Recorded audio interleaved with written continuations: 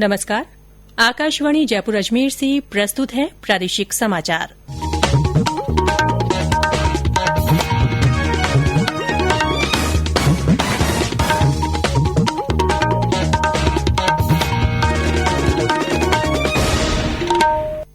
मुख्य समाचार। केंद्रीय मंत्री कैलाश चौधरी ने कहा, टिड्डी नियंत्रण के लिए जल्द ही बड़े ड्रोन इस्तेमाल किए जाएंगे। सीमा क्षेत्रों में हेलीकॉप्टरों से कीटनाशकों का छिड़काव किया जाएगा। प्रदेश में कल से राष्ट्रीय खाद्य सुरक्षा के लाभार्थियों को पोस मशीन से सत्यापन के बाद राशन वितरित किया जाएगा। प्रदेश में प्रधानमंत्री फसल बीमा योजना खरीफ 2019 के तहत 13 लाख पात्र किसानों को बीमा क्लेम दिया गया। प्रदेश में कोरोना संक्रमित लोगों के स्वस्थ होने की दर 70% से ज्यादा हुई। कोविड आपदा के दौरान सरकार द्वारा निर्धारित सुरक्षा मानकों को ध्यान में रखते हुए राजस्थान विश्वविद्यालय के स्नातक और स्नातकोत्तर छात्रों की शेष रही परीक्षाएं अगले महीने कराई जाएंगी। और प्रदेश में आज भी कई स्थानों पर बारिश और तेज आंधी का दौर जारी रहा।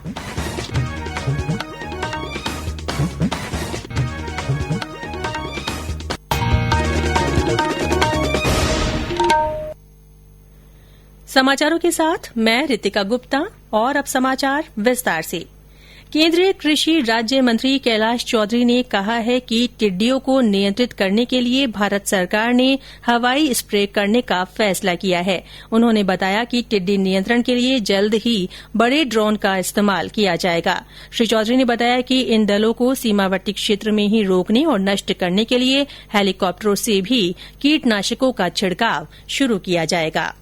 अफगानिस्तान और पाकिस्तान के रास्ते आने वाली टिड्डी को नियंत्रण करने के लिए भारत सरकार ने हवाई स्प्रे करने का भी प्लानिंग किया है कि हम टिड्डी को हवाई स्प्रे के माध्यम से उनको टिड्डी को नियंत्रित कर सकें। तो इसके लिए हमने हेलीकॉप्टर से छिड़काव हो, ड्रोन से छिड़काव हो और प्लेन से भी छिड़काव करने की प्लानिंग की है। और इसके अलावा जो भी इक्विपमेंट की आवश्यकता है तो उनके भी हमने खरीदने के आदेश कर दिए हैं और जल्दी नए इक्विपमेंट भी आएंगे तो जिससे कि टिड्डी को हम कंट्रोल कर पाएंगे। राजस्थान सरकार को भी हमने 14 करोड़ रुपए स्वीकृत किए और लगभग 800 ट्रैक्टर भी परमिशन जारी की है जिनके ऊपर स्प्रे लगाकर उन टिड्डियों को नियंत्रित किया जा सके।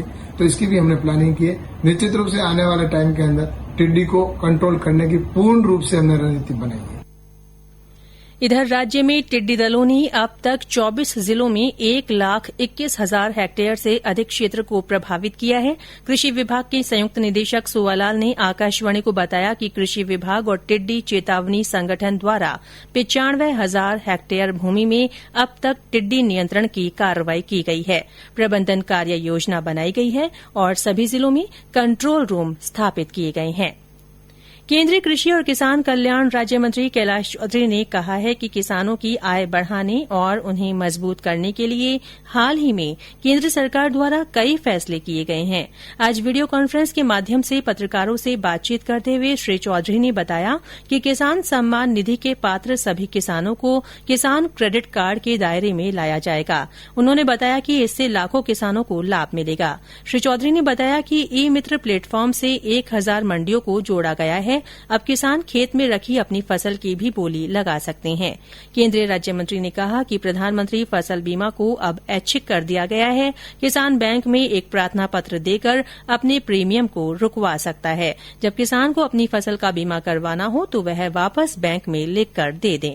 उन्होंने बताया कि कॉन्ट्रैक्टर फार्मिंग और फार्मर प्रोड्यूसर ऑर्गेनाइजेशन योजना एफपीओ से किसानों के जीवन में बदलाव आएगा। केंद्रीय मंत्रिमंडल द्वारा आवश्यक वस्तु अधिनियम में किए गए संशोधन के फैसले का प्रदेश में स्वागत हुआ है। प्रतापगढ़ के व्यापारी अरुण छोरिया ने कहा कि केंद्र सरकार की ये एक अनूठी पहल है। इससे किसान जहां चाहे अपनी उपज बेच सकेंगे और किसानों को अपनी उपज का उचित दाम मिल सकेगा। मोदी मंत्रिमंडल द्वारा आवश्यक वस्तु अधिनियम में जो संशोधन किया गया है वह निश्चित किसानों के लिए बहुत ही फायदेमंद होने वाला है। किसान अब चाहे जहाँ अपना उपज बेच सकता है, किसानों की आय में वृद्धि होगी और इससे व्यापार जगत भी खुश है। संशोधन से व्यापारी भी अपना कामकाज खुलकर और अनियंत्रित होकर आराम से अपना काम कर सकता है और उस वजह से वो जो काम होंगे उससे किसानों को अपनी उपज की पूरी कीमत मिलेगी। इस निर्णय से व्यापारी और किसानों दोनों का हित होने वाला है। वहीं प्रतापगढ़ के एक किसान जसपाल आंजना का कहना है कि किसानों की आय दुगनी करने के मूल मंत्र के तहत खरीफ फसलों के समर्थन मूल्य में बढ़ोतरी से किसानों की आय में वृद्धि होगी। सरकार के इस प्रयास से किसान आर्थिक रूप से मजबूत बन पाएंगे। मोदी सरकार की कैबिनेट की अहम बैठक में किसानों के आय को दुगुनी करने के अपने मूल मंत्र एवं जय किसान के मूल मंत्र को आगे बढ़ाते हुए जो खरीफ की फसलों के समर्थन मूल्य में बढ़ोतरी की, उसका हम बहुत स्वागत करते हैं। साथ ही 14 अन्य फसलों को जिनका बाजार की वर्तमान कीमत से 50-83% ज्यादा समर्थन मूल्य जो तय किया है केंद्र सरकार ने, वह निश्चित रूप से सराहनीय एवं किसानों की माली हालत को सुदृढ़ करने में महत्वपूर्ण कदम है। निश्चित रूप से मोदी सरकार का यह मूल मंत्र कि 2022 तक किसानों की आय दोगुनी करेंगे, उसी ओर यह एक ऐतिहासिक कदम है। प्रदेश में कल से राष्ट्रीय खाद्य सुरक्षा योजना के लाभार्थियों को पोस मशीन से बायोमेट्रिक सत्यापन के बाद राशन का वितरण किया जाएगा। खाद्य और नागरिक आपूर्ति मंत्री रमेश चंद्र मीना ने बताया कि उचित मूल्य के दुकानदार और दुकान पर काम करने वाले कार्मिकों को कोविड-19 संक्रमण से बचाव के लिए राशन वितरण के समय मास्क और ग्लव्स पहनना जरूरी होगा। लाभार्थियों को मास्क पहनकर ही राशन की दुकान पर जाना होगा और सोशल डिस्टेंसिंग का पालन करना होगा। ये समाचार आकाशवाणी जयपुर अजमेर से प्रसारित किए जा रहे हैं।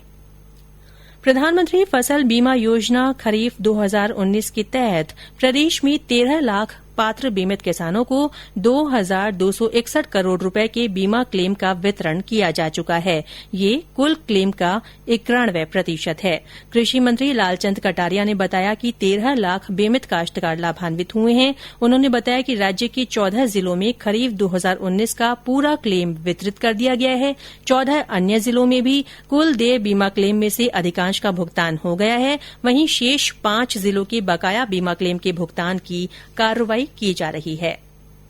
मनरेगा आयुक्त पीसी किशन ने सभी जिला कार्यक्रम समन्वयक, ईजीएस और जिला कलेक्टरों को पत्र लिखकर मनरेगा में मैट के चयन की निर्धारित प्राथमिकता को सुनिश्चित कराने के लिए निर्देश दिए हैं। उन्होंने बताया कि सभी श्रेणियों में मैट के लिए गरीबी रेखा से नीचे जीवन यापन करने वाले चयनित परिवारों के सदस्य, विधवा, परित्यक्ता या एकल महिला, विकलांग, अनुसूचित जाति और जनजाति के सदस्य, पिछड़ा वर्ग के सदस्य और सामान्य वर्ग से कम 50% महिलाओं का चयन किया जाए। यदि इस श्रेणी में महिला उपलब्ध नहीं हो तो अन्य श्रेणी से 50% कोटा पूरा किया जाए।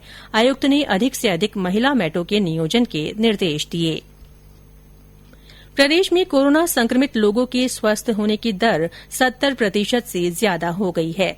कुल 9,720 मरीजों में से 6,819 मरीज इलाज के बाद ठीक हो गए हैं। वहीं 6,267 लोगों को अस्पतालों से छुट्टी मिल गई है। स्वास्थ्य विभाग के अतिरिक्त मुख्य सचिव रोहित कुमार सिंह ने बताया कि प्रदेश भर में आज सुबह कोविड-19 के 68 नए मामले सामने आए हैं। इनमें भरतपुर में 16, चूरू, जोधपुर और जयपुर में 12, कोटा में 7, झुंझुनू में 5, बाड़मेर में 2 और नागौर तथा सवाईमाधोपुर में 1-1 व्यक्ति में कोरोना की पुष्टि हुई है। श्री सिंह ने बताया कि अब तक प्रदेश में इलाज के दौरान 209 लोगों की मृत्यु हुई है। इधर देश में कोविड-19 से संक्रमित लोगों के स्वस्थ होने की दर 48% है। कुल 1,04,107 लोग अब तक ठीक हो चुके हैं।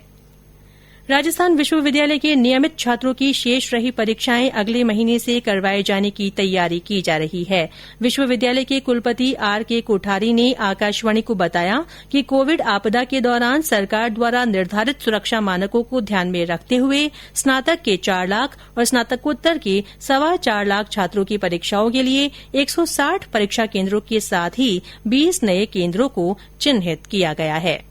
अब ये प्लान किया गया है कि 13 जुलाई या 14 जुलाई के आसपास से जो शेष रही हुई परीक्षाएं हैं और प्राथमिकता के क्रम में फाइनल ईयर और स्नातकोत्तर फाइनल ईयर और अंडर ग्रेजुएट फाइनल ईयर और 4th सेमेस्टर, इसकी परीक्षाएं सबसे पहले कराई जाएंगी। फर्स्ट ईयर, सेकेंड ईयर के छात्रों को प्रमोट किया जाएगा और उसके बाद और एमकॉम प्रीवियस के जो छात्र हैं उनको फाइनल में प्रमोट किया जाएगा।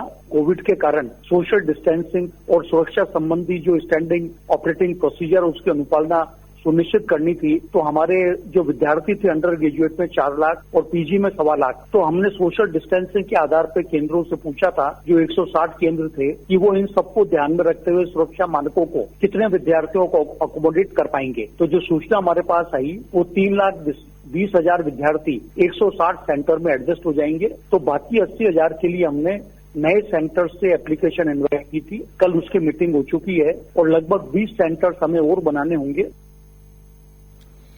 श्री कोठारी ने कहा कि प्रथम वर्ष के दाखिले की प्रक्रिया सीबीएसई बोर्ड के रिजल्ट आने के बाद अगस्त माह में शुरू होने की संभावना है। विश्व पर्यावरण दिवस की पूर्व संध्या पर आज राज्यपाल कलराज मिश्र ने प्रदेशवासियों को बधाई और शुभकामनाएं दी हैं।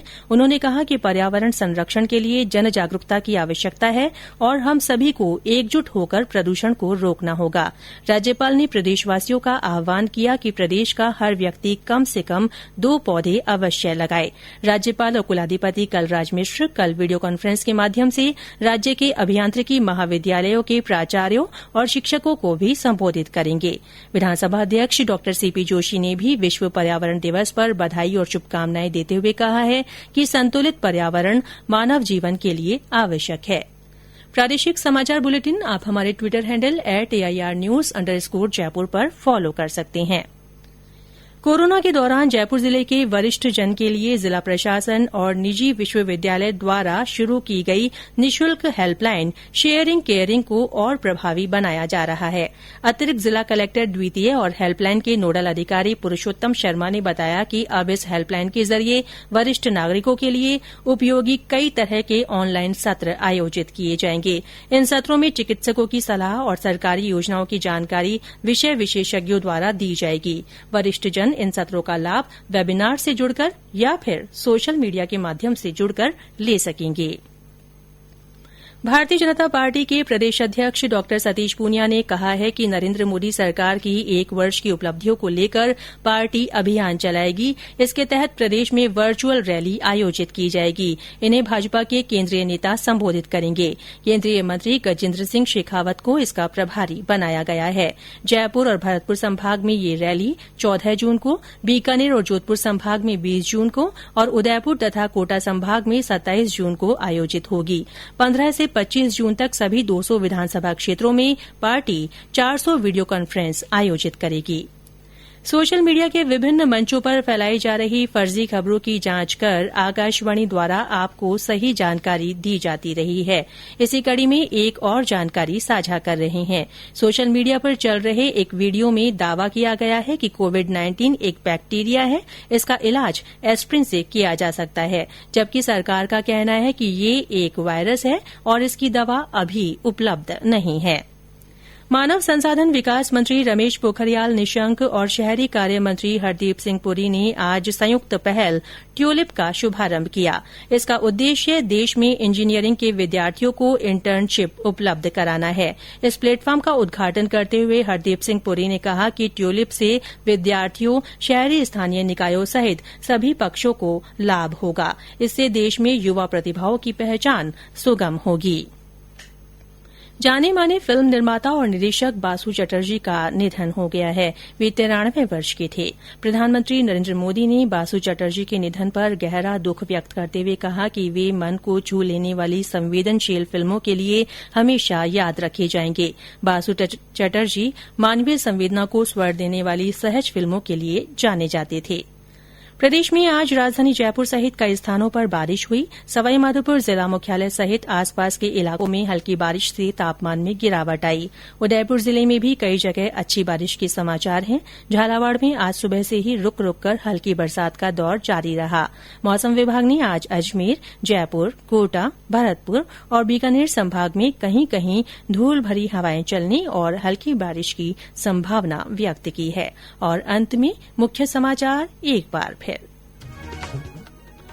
केंद्रीय मंत्री कैलाश चौधरी ने कहा, टिड्डी नियंत्रण के लिए जल्द ही बड़े ड्रोन इस्तेमाल किए जाएंगे। सीमा क्षेत्रों में हेलीकॉप्टरों से कीटनाशकों का छिड़काव किया जाएगा। प्रदेश में कल से राष्ट्रीय खाद्य सुरक्षा के लाभार्थियों को पोस मशीन से सत्यापन के बाद राशन वितरित किया जाएगा। राज्य में प्रधानमंत्री फसल बीमा योजना खरीफ 2019 के तहत 13 लाख पात्र किसानों को बीमा क्लेम दिया गया। प्रदेश में कोरोना संक्रमित लोगों के स्वस्थ होने की दर 70% से ज्यादा हो गई है।